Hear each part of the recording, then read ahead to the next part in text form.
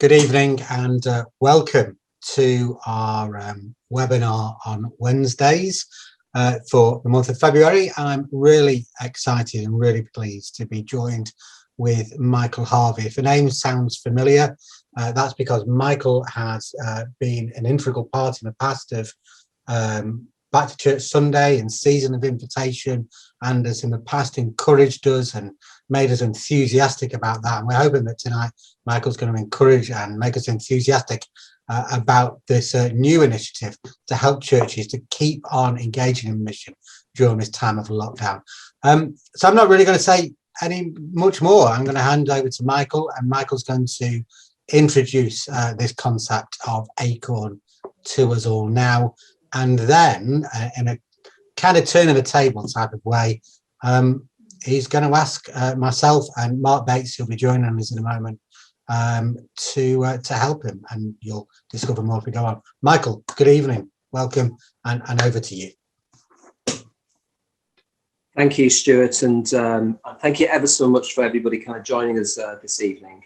I suppose kind of the story of ACORN and what's been happening during the pandemic starts in March 2020. It was a horrible 72 hours for me, really, really horrible, where every single meeting that had been booked for me throughout 2020 was cancelled within 72 hours. And all I can say, I was not feeling very, very good at all. And most of the cancellations were absolutely, kind of genuine, and it always began with, "You will understand, Michael, that due to the pandemic, we're going to have to kind of cancel." And, sometimes, looking back now, I mean, it was horrible, but looking back, sometimes God has to take things away from you, in order to actually kind of get your attention on something new. And so, within a week to 14 days of that, I remembered that I'd been doing some one-on-one work with people who were really kind of struggling to become invitational. And I thought to myself, I wonder whether it's possible if I could take this one-on-one work and turn it into group work. And instead of it being about invitation, being about connection. And so, from that really, from the pit of despair, shall we kind of say, an idea formed, from what was, kind of already there.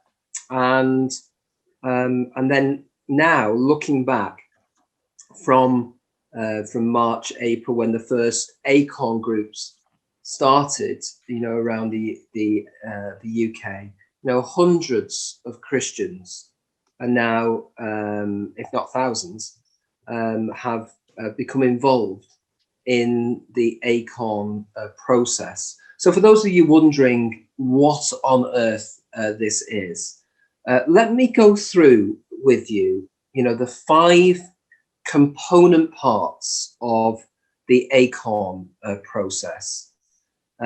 Essentially, it is a way for us to connect with God, connect with ourselves, and connect with our neighbours. So each of the letters of the word ACORN stands for one part of the process. So the A of the ACORN is ask.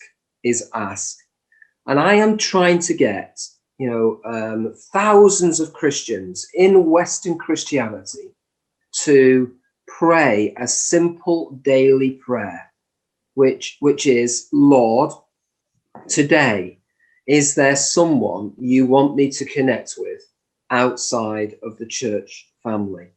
So, Lord, today, is there someone you want me to connect with outside of the church family? Now, you might be kind of thinking, well, where does that come from? Where does that, that prayer come from? Well, it comes from the idea of Jesus saying, I need to be about my Father's business. So therefore, if Jesus needed to be about his Father's business, I think we probably need to be about our Father's business. So so it starts with the ask, to pray that, kind of intentionally every day. And then it comes to the second letter of ACORN, which is the C, which is the call, that God will call. God will call you back. If we ask God something, God will call us back. Now, I can honestly, folks, be really, really assured that God does call back. I've done I've done hundreds and thousands of these now, over these past 12 months. And my goodness, does God call back? Now, I can't promise you writing on the wall, because this is the low cost version. Again, I always apologize to people. I can't promise that. And also, there's not going to be parting of the Red Pond, in your village or in your town, so I apologize about that as well. But, people tell me that when they pray that prayer, they'll say things like this: God placed somebody on my heart. All of a sudden, somebody came to mind, or I was out walking and all of a sudden somebody came towards me. And normally the thought is, oh, no, God, please, not that person. Give me another person. No, please, not that person. But somehow, folks, God will call. Your phone might start ringing, and somebody is ringing you, and you suddenly realize that God is calling.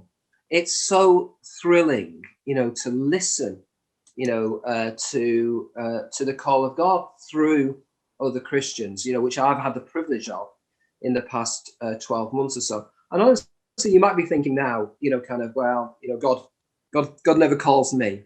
And listen, that is, how many people start. But it is really, kind of fascinating how God does call. So let's make an assumption. Let's make an assumption that God has called you. We can then move on to the next letter, which is the letter O, because of course that spells ACORN, folks. Don't know if you noticed that, but anyway, letter O, A-C-O, ask, call. It's obey. It's obey. And so what do you do? Let's say somebody's come to mind. What do you do next? Well, all you do is you pick up your phone, or you pick up your video technology, or you find some way to connect with the person that God has brought to mind. You obey, and you simply say to that person, it's 3 words. We try and get them in the right order. It's very difficult, this. It's so intellectual, this bit. You're going to be shocked with this bit. It's so intellectual. It's 3 words in the right order. How are you? Let me spell that all for you. It's H-O-W. I'm so sorry. I know you know how to spell that. Try not to say how you. Try and get the words in the right order if you can. That would be really, really helpful. Now you might think that's stupid. Why on earth am I suggesting how are you? Well, because I really like this guy called Vincent Donovan, who writes this book called Christianity Rediscovered. He's somebody called a missiologist, somebody who studies mission. And he said, we make the mistake as Christians of thinking we're taking God with us into any given situation. That is a big mistake, he said. God is already there. So our job is to find out what God is doing and join God in that conversation. So if Donovan is right, how are you is a really great first question. It's just a really great first question to find out what is going on in the person's life and what God might be doing there. Now, everybody in England knows what the answer to the question, how are you, is. Everybody knows that. You know, we don't need it drummed into us. We all know the answer is fine. You know, your left leg could be dropping off, but everybody knows the answer to that question is fine. So you're going to have to reset the question, you know, really, how are you? And you'll be surprised. You know, you'll find God in a person's concern, in their anxiety, in their worry, in their hurt. That's where you'll find God. So there we've got the ask, the call, the obey, and you know, look, there could be some other questions that you ask in that kind of conversation with that other person. I'm not telling you what the other questions, you know, kind of could be or should be. Start with how are you, and then relax, you know, kind of, and just become curious, you know, about the other person. You know, God has sent them or sent you to them. Just love them. Become curious about them. So there you got the ask, the call, the obey. Now we could stop there, folks. We could stop there, you know, but clearly that wouldn't spell ACORN. So that would be a shame, wouldn't it? So let's not stop there, because there are two other letters. The R of the ACORN is report.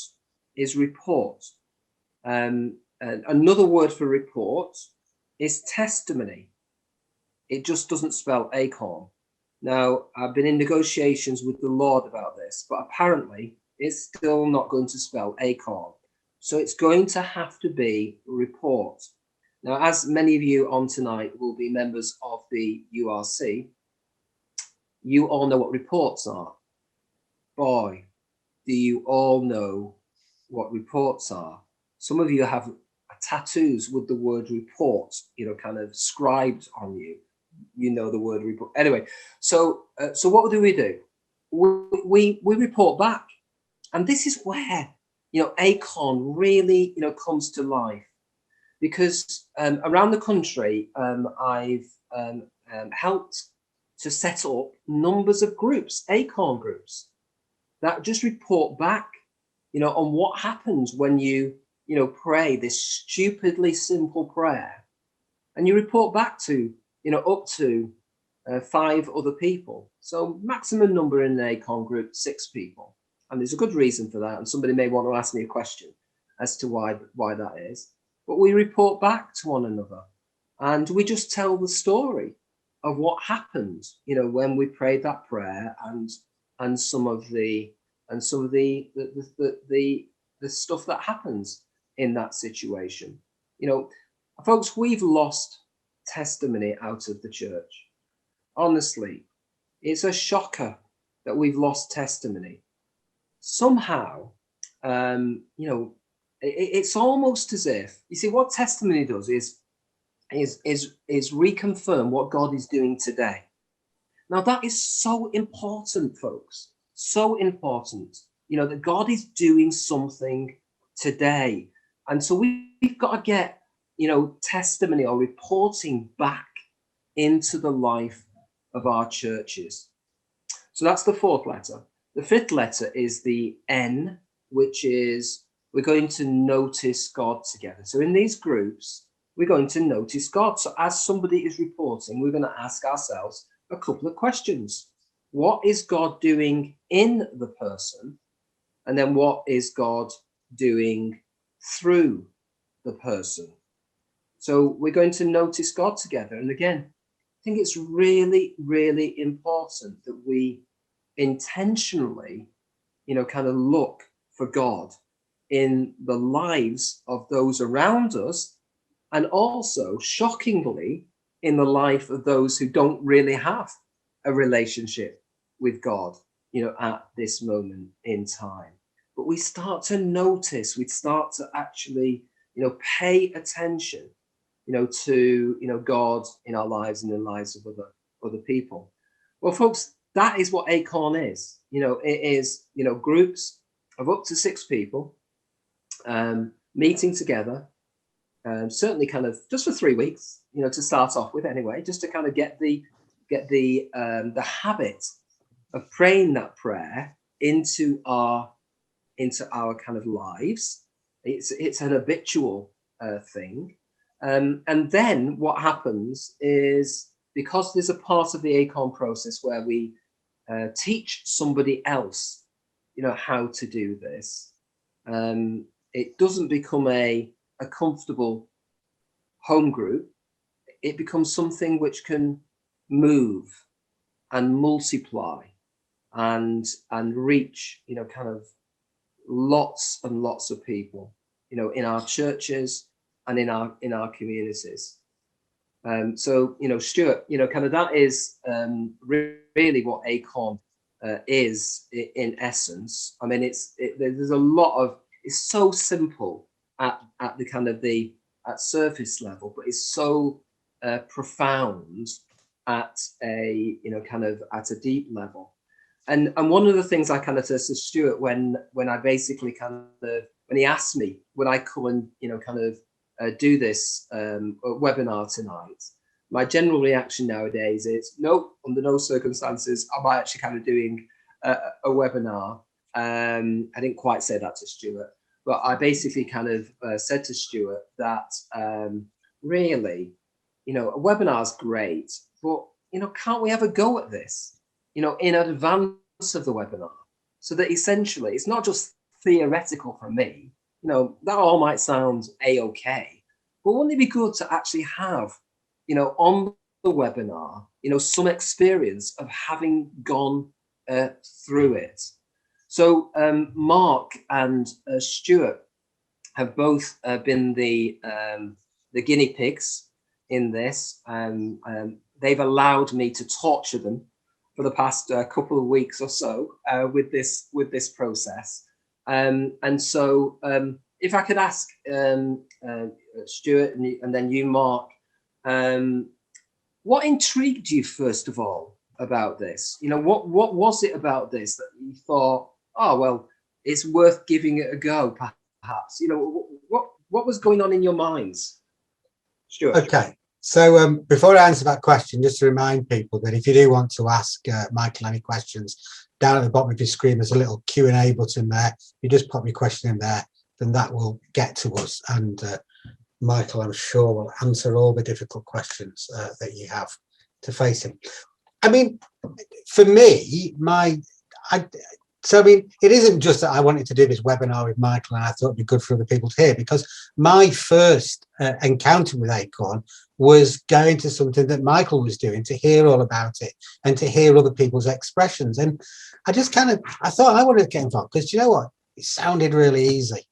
And there's so many programs that are around at the moment actually require so much, read these 7 books first and then you're on the starter path. And this kind of seemed a little bit easy. And there was a part of me that thought, well, surely this is too easy. If something's too good to be true, then generally it is. And I just kind of thought, well, let's go along and let's have a dip in. And I was kind of really surprised by listening to other people about their experiences of doing it. And then I thought, this is really worth sharing this wider and letting other people know. And Mark, how about you? Why did you start, with this? What was going on with you? Well, initially Stuart sent the link out. We had a conversation trying to enthuse people from within the church, and actually what we came up with was, but we do that anyway, and that was the stock answer. And I said, but do you do that anyway, or do you just ring people up from within church?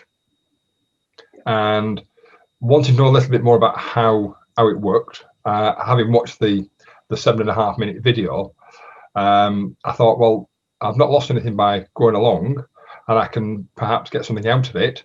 So I will sign up and just see where we go from there.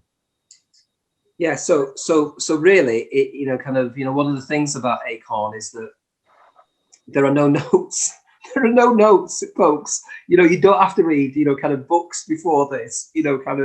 And it really is as simple as, kind of I've tried to explain it, that really the only two things you've got to remember is the daily prayer and how are you, trying to get those three words in the right order. There isn't anything else really other than that, but it's the experience of it. So Stuart, let's kind of dive into in that first week. I set you some homework, which was to pray that prayer for 7 days, and I also kind of said, don't worry, kind of what was going to happen or anything like that. It was all going to be kind of fine, etc. So, what happened in your first 7 days? Kind of what happened? Well, I mean, before I kind of answer that direct question, I want to just share a reflection before I started doing that. I have a friend of mine who I remember having a conversation about a kind of sermon sort of series he was doing, and he was saying to his congregation, the problem with us so much today as Christians is we've forgotten how to confess Jesus. So we go to people and we say, I just thought that I should possibly ask you how you are. When really what we mean is, I really feel that God has placed it upon my heart to come and check how you are. And so as I entered that process, I had that kind of conversation ringing in my mind, but not clearly enough, I don't think, because I prayed that prayer, Lord, who do you want me to connect with outside the church family? And then a name popped into my head and I thought, well, I really like that person. Oh, that can't be the person that God wants me to connect with, because, I think I'd really enjoy having a conversation with that person. So come on, Lord, give me someone else that I don't really like, that's outside the church family, that I've got to connect with that. Surely it's got to be harder than this. And after a while, I kind of gave in and I went, okay, Lord, there is no other name coming. This is the person I'm going to ring. And actually the power in that conversation surprised me. And I don't want to say what it was because it was quite personal for the person. I don't think that's right, but actually there was a connection. It reminded that person that he was loved by other people, and I hope in turn it would have made him realize that he's also loved by God. So it was a simple exercise, but for you it was a very, very profound kind of moment. Yeah, I think I said when the three of us met back to do the reporting bits, the R of ACORN, that I said I'd in a kind of the normal arrogance that sometimes we go into stuff thinking, okay, how God are you going to use me to be a blessing to other people? When actually, and I hope that did happen, but actually what I found is that God used so many other people to be a blessing to me. And an encouragement to me. I'll say some more about that as we go on, perhaps. Yeah, and I guess kind of my observation is, we've made a terrible error where mission is concerned, an absolutely catastrophic error for our generation of Christianity, of thinking mission isn't about us.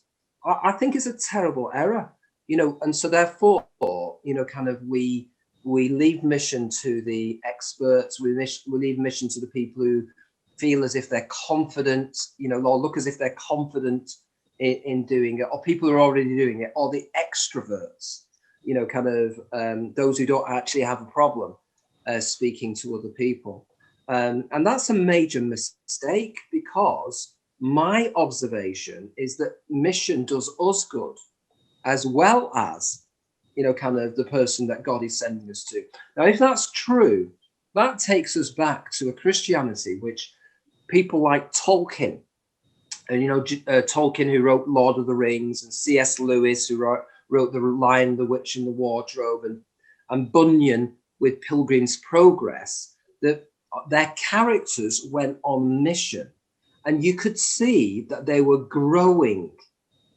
In companionship, by the way, if you notice, all of those had companionship, about this. You didn't do it on your own, you journeyed with somebody else, but you didn't go through the challenges, those authors thought. You grew through the challenges. So, Stuart, your kind of observation would not be, something which isn't coming out time and time again. It does us good. It makes us feel good, and you think, how, why, And I think it's quite empowering as well. And so often I know I've been faced with people in churches say, I can't do evangelism, I can't share my faith. And the beauty of this is you're not asked to share any kind of clever statement of faith or anything. It is really as simple as saying, how are you? And suddenly you put the phone down. And if it's something you're not very good at, but kind of doing, I think I've actually done something that God has placed on my heart. I've not had to say those frightening words, let me tell you about Jesus at any point at all. I've just had to say, how are you?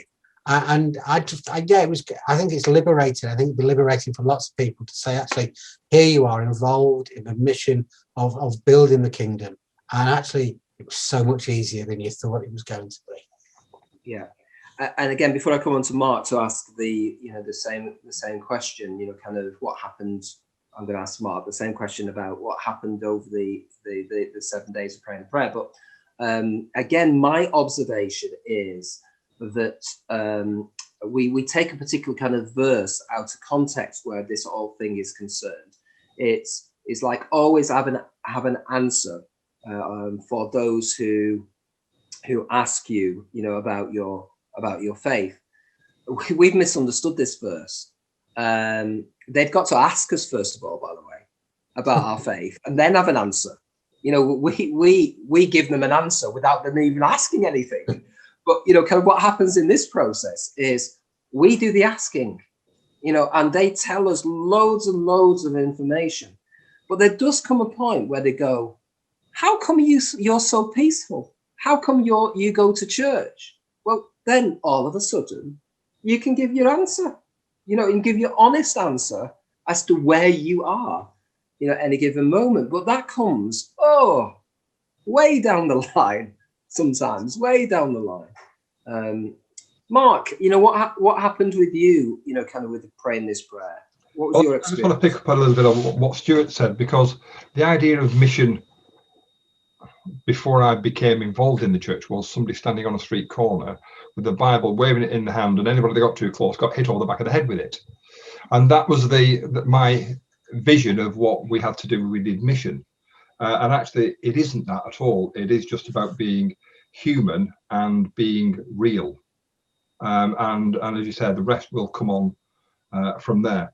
One of my conversations, and I'll be honest here, during the first week, I had 3 names.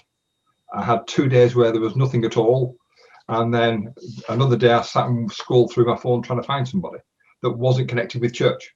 That was the difficulty for me. So I actually spoke to a relative, and the name came to me as I for this prayer. And I'd actually forgotten that on the day when I rang, that was the day that I'd taken the funeral of my brother. I knew when he died, but I'd forgotten when the funeral was. And I actually rang his wife on that day, unbeknownst to me. But obviously that was God putting that name there. And we had a good chat, and it was a tearful chat. And then at the end, it was thanks for ringing, and we'll be back in touch. And that's what it was. We'd probably speak every 3 months or so. And it just happened that was the name that came through at that moment in time. Yeah, and it's really interesting, Mark, that just this idea that God places, somebody in your mind, and the timing just happens to be right. It's just amazing, time and time again. People, tell me, I couldn't get this person out of my mind. I delayed it for 2 days, we'll say. I delayed it for 3 days, 4 days. But the day that they actually ring is the significant day. And, it's, if you didn't believe in God, it would be something called spooky, i.e., kind of, wow. wow, it's that wow moment. And so, kind of like with Stuart, I think, kind of you would also say that there was a benefit for you in this. Yes, definitely. Yeah. Just to share with her on that day, and again, it brought it home to me the importance of that day 12 months ago. Yeah, absolutely. So there you see, folks, kind of the ask and the call, how the ask and the call kind of works. It's a really kind of, in many respects, a very simple thing, which is, you just pray the prayer. Maybe there's, 2 or 3 days, even 4 days, where you start to panic. Oh my goodness, nothing's coming to mind, etc. But, but then all of a sudden, something happens. You might not even be aware of it, at the time. But that seems to be how God does it. And you've seen from both Stuart and Mark how the obey bit is just to be there, to be present, with the person who, God is sending us to. I think I'd like to say about the obey bit is to actually really obey, because it's so easy. I think when you get that name and you think, I'm not just trying to joke, the genuine thing of surely that can't be the person that you want me to call, and actually just learning over the process just to go with it, to go with the name that's there, to ring that person up, and to just trust that it is the name that God's just put into you, and so I think the obey bit, it kind of sounds easy, but actually you do start to doubt yourself and say, well, is this, just go with it. Yeah. And the thing is, kind of, I think it's a really good point, Stuart, that, again, my observation is there's almost always a hesitation in the obey bit. Did you really call me to do this? Is this really the person? Oh, I haven't got the time to do this, or, not now. And there's a putting off. Sometimes there's a putting off with that. And I think we find that in our Bible stories. You find it with Esther. I'm not going to see the king. We find it with Moses. Egypt, you must be joking. I'm slow of speech and tongue. Not, you see it in all of these Bible stories, which has led me to kind of believe that, the key virtue which is missing from Christianity right now is not confidence, it's courage. That's the key virtue that's missing. In order to obey, you have to be courageous. And, look, how many of us have got courage? And frankly, when there's a bit of anxiety and worry around, we just need courage to be able to actually kind of to obey. Stuart, how did you find, kind of reporting and being in a group? What benefit did you get from that? Kind of, why was it important to report? I think the reporting back helped me to reflect, to share some of those experiences with other people. It's hard to kind of not roll the report and the notice for me in almost together, because actually, whilst I was reporting back and in our case, you and Mark weren't noticing what I'd said, you kind of notice for yourself things that you'd not realised almost. I made one call to somebody. It was only when I was kind of thinking about it, when I was going back, that I realised that the conversation had been around faith and church lots and lots and lots. But I'd never started that conversation. It was the other person who kept saying, so what's the church doing during the pandemic? How is people being connected? Are you using technology? And I'd explain, that's brilliant. And you've got to keep that on, because I can see that's a real benefit. And this person was actually getting really excited about how we were continuing to equip Christians to serve in the midst of a pandemic. It wasn't me getting excited about it, it was him. And it was almost, God steered that conversation, not me. And so actually in the reporting backstage, the sharing with other people, it was bringing some of that stuff out that I'd not noticed beforehand. And again, it was a great encouragement to say, actually, there was so much more in this conversation than I'd ever initially realised. Yeah. And Mark, how about you? What was your reflection on the reporting back? I think knowing that you were reporting back, you actually thought about it more. You were a bit more analytical about it. But it also brought up some of the raw emotions, the feelings, and it was the emotions and the feelings that we were able to talk about, of saying, well, how did you feel? How do you think the other person felt? And it was actually that connection at a basic level, a grassroots level, to say, how was it from that point of view? And then being able to understand what had been said. It's the awareness of the impact, but also the awareness of the impact that it's having on you as well. I think that is one of the key things. Yeah, and I think, again, one of my observations from doing lots and lots of these groups now is the encouragement that comes from the other people in the group is really, really important. Again, I said before that the word courage, is a missing virtue in Western Christianity right now. But to encourage is to inject courage into somebody else. And so, when we're hearing, the reports, the stories coming back, the ability to be able to notice what God is doing in that person's life. And sometimes that person has no idea. I always think kind of week 2 of ACORN is always the crucial week, because somebody comes back with a story. And very often it starts like this. Well, not sure it worked very well. It'll start something like that. And then they'll go on and tell a story. And the other people are aghast. What do you mean it didn't work very well? This is what I kind of saw God doing in this, in you, and through you. And you can just see people's shoulders just kind of, go back, with the encouragement, the injection of courage, that's placed into them. And so, kind of just this idea of meeting together and encouraging one another is just really really important. Michael, Peter's just asked us a question, and a really valid question.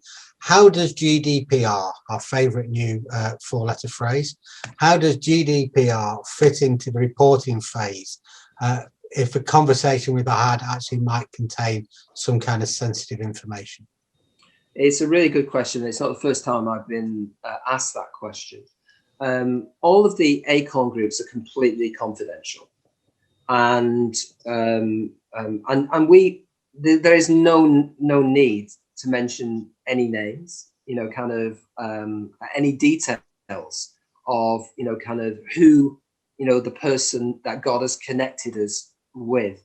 There are no notes, kind of taken, kind of in the process. It's just an opportunity just to report back on, God led me to a guy called John.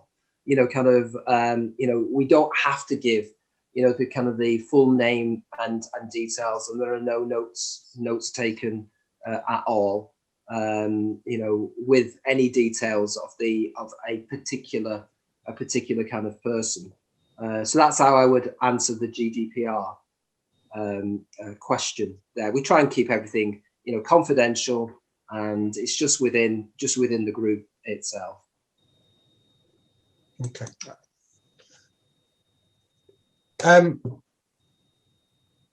There's another question. Do you find you pick up ideas about contacting people when you report back? How's that been for your experience? Certainly, kind of. I think what people suddenly recognise that they may have thought they've finished a conversation with somebody. God has sent them to somebody. And suddenly the other members in the group suddenly go, oh my goodness, I wonder, about this question, that could well be the next question to ask that particular person. And you suddenly realize, oh my goodness, it's not just a one-off conversation with, an individual. It is, maybe an ongoing, conversation. you know, maybe not the next week, but over the next months, you know, kind of as and when God nudges again. But also, I've often kind of found, you know, that you're in the middle of ACORN, and people say, actually, I've just got the name of somebody, you know, that I'm to contact next week. So yeah, it's often in just kind of somebody else sharing a story that sparks something off, you know, in you as to the next place to actually kind of go. And in a minute, I guess we're going to move on to notice. And in a sense, John here has noticed some things as we've been talking tonight, and he's thinking about courage, to remind us to be transformed by the renewal of your mind, and that God is in us in this process. And I think that's a good thing to remember, that as we do this, God is in us and working through us. So do you want to say something about the notice phase then, Mike?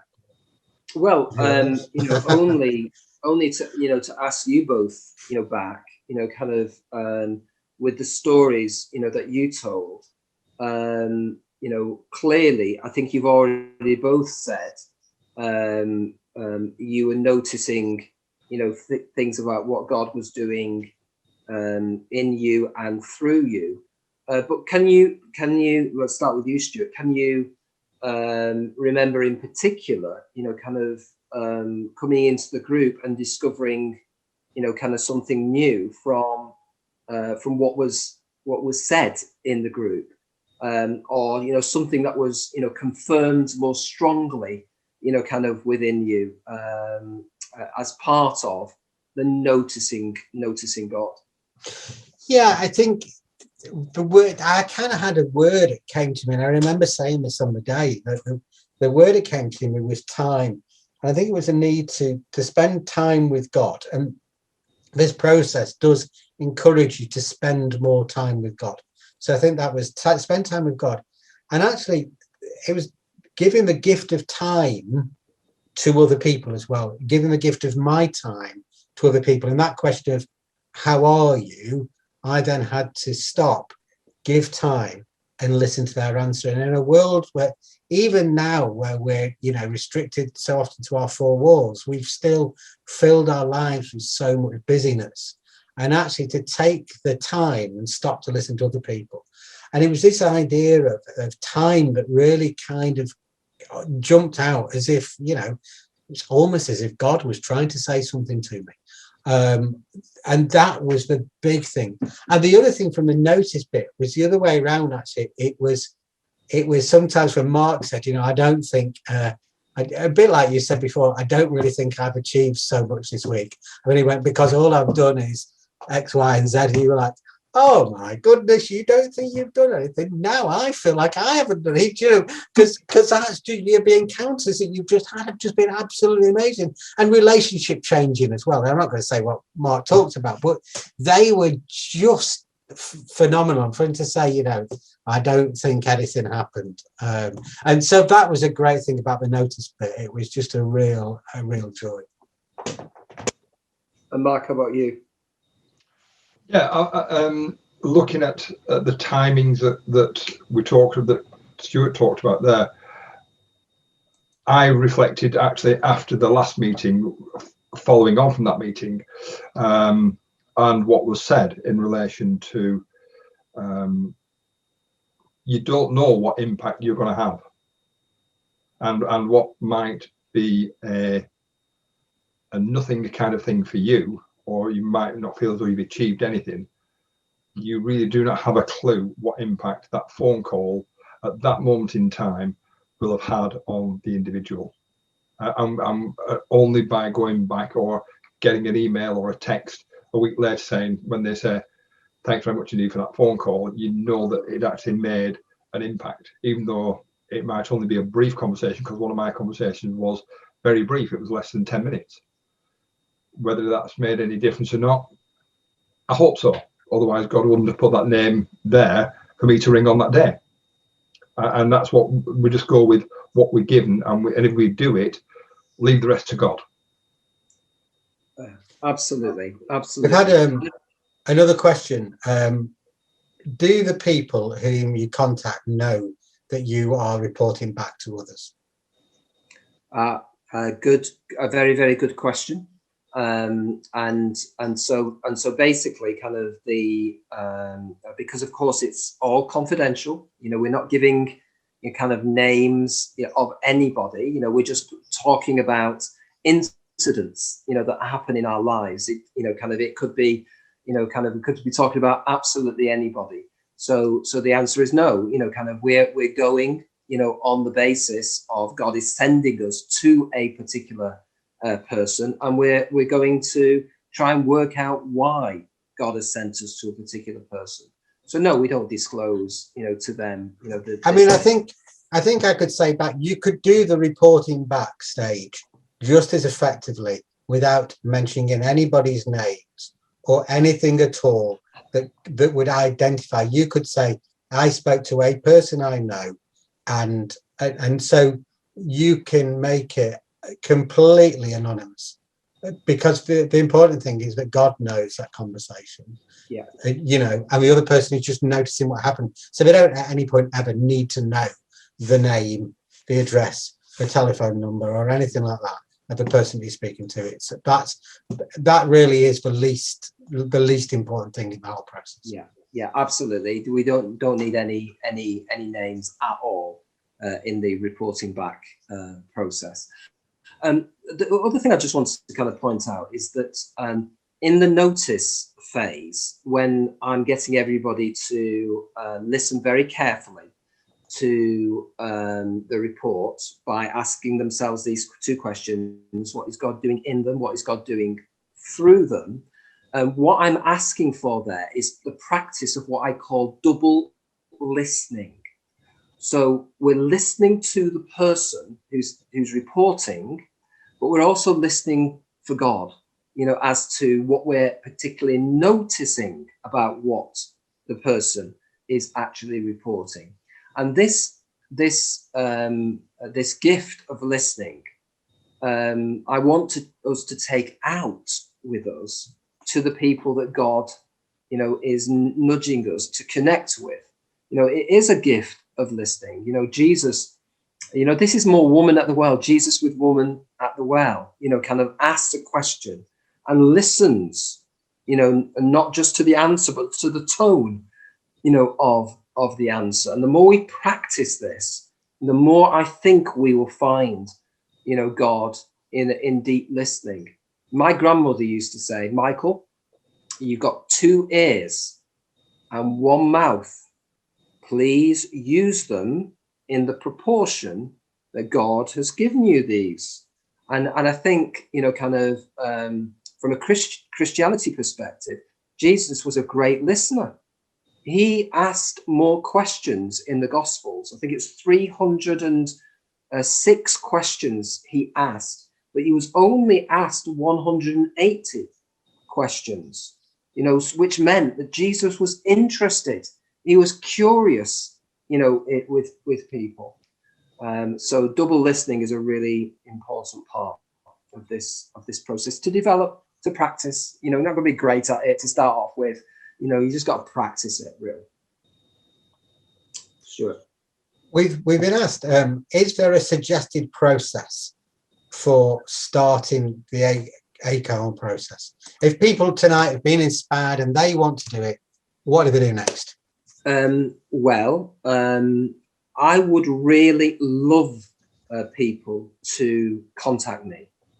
I would love to actually kind of help you, set up an ACORN group. It can be, as few as, a couple of people alongside me, to up to 6 people, alongside me, just for 3 weeks, just to get the process going. So, if you can find another person, please contact me, maybe through Stuart. Please contact me. I was going to say right at the end of the evening, my dream is, I don't want to do webinars, for webinars' sake. Yeah, I want to do webinars so we can have a go at this, to experience, kind of God in our lives. We have too much theoretical stuff in Christianity. We need to have a go and have a practice, experience this stuff. So what I would really kind of say to you, if there are people on tonight who are going to listen in the future, please, please do contact either myself or through Stuart, myself. And I would love to help you, set up an ACORN group. It's just for 3 weeks, just to see how that kind of goes with you, Stuart. There's a great question just popped up that I've noticed, and you'll like this, Michael. Whilst Michael was talking, a name did indeed pop into my mind. I've lost the question now. Whilst Michael was talking, a name did indeed pop into my mind. She's not a church member, but there was a peripheral connection with the church in the past. A recent email encounter suggested to me that she needed some support. Should we just contact random names that God sends, or should we also include people who need help? Oh, kind of, again, this is part and parcel of asking God and hearing the call. And so there is no easy answer, to ask and call, except practicing it. And so, what I've found is, God just places people in our mind, in our hearts, and it's random. It's completely random. You kind of think, where on earth does that kind of come from? But sometimes there's a little inkling that there might be kind of something there. So, if that, kind of person's there, just go for it. Honestly, just absolutely kind of go for it and become curious. Become very curious, once you pick up the phone or you message or whatever you do with that person. In terms of, do you just kind of go for people who are, that need help? All I would say to you is just ask God. Jesus did not visit every village. Jesus did not preach to every person. Jesus did not heal every person. He did that which his Father asked him to do. So there was a direct connection between Jesus and his Father. So therefore, we might as well have a practice at that, so we can relax everybody. We don't have to contact everybody. We just have to, as God nudges us, connect with the person that God nudges us to connect with. So this isn't, kind of really contacting everybody. It is not that at all. It is waiting on God for God to place somebody on our hearts and minds, and it just takes practice, and so it won't sometimes come overnight, is what I'm saying. Sure. Michael, thank you for your time tonight and for sharing this with us. Please, if people want to know more and want to try doing this themselves, please get in touch with me on the email that you signed up for, and I will connect you with Michael and to move that forward. Before we go, I want to give you 2 more dates for your diary. This is the first evening thinking about church growth. On the 24th of March, not 21st, the 24th of March, we will be talking to Robin Gamble about leading your church into growth organisation. So that should be a great night. And then another one for your diary is the 21st of April, when we shall be chatting with John Bell from the Iona community.